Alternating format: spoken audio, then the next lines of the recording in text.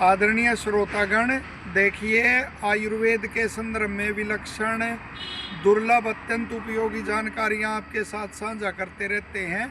तो उसी कड़ी में एक और जानकारी आपके साथ साझा कर रहे हैं।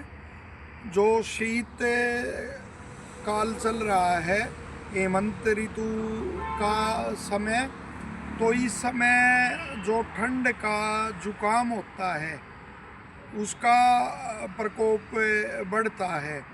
गर्मी में भी जुकाम हो सकता है, उसका कारण जैसे हे फीवर, कोई एलर्जी आदि उससे हो जाता है, धूल मिट्टी या कोई ऐसे फूल आदि की गंध से या कुछ खाने से, तो उससे हो सकता है, अनेकों को हो जाता है।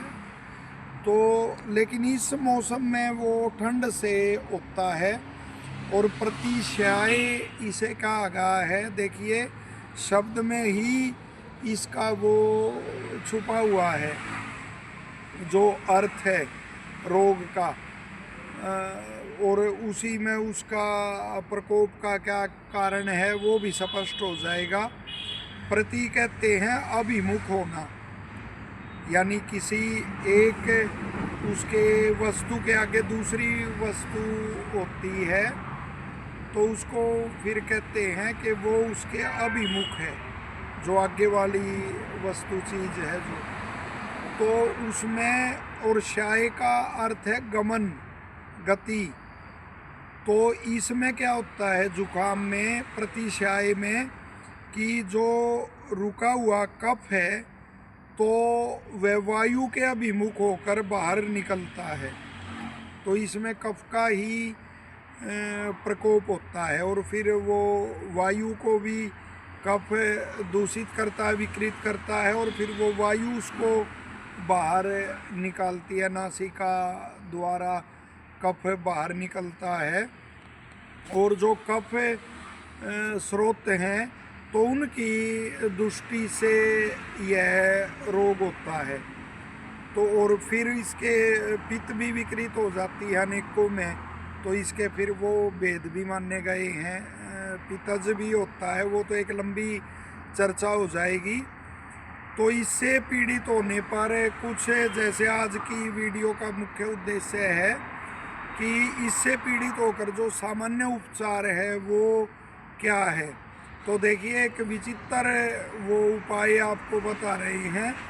यदि जुकाम से पीड़ित हो गए हैं, नवीन प्रतिशाय है आपको, तो रात को कोई ऐसा उदर में कोई रोग नहीं है, कोई गंभीर रोग नहीं है, तो उसमें, और कोई प्रमेह का रोग नहीं है, शुगर आदि का, तो उसमें आप जो गुनगुना पानी है, गर्म पानी है थोड़ा, तो वो छक्के पी के आप सो जाएं।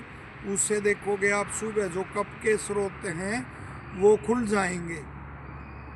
और इसी तरह से जो आध ग्राम काली मिर्च का पाउडर है तो वो 10 ग्राम गुड़ में मिला के उसका सेवन करके और ऊपर से पानी पिया जाए गर्म, इसी तरह, तो उससे और भी लाभ होता है।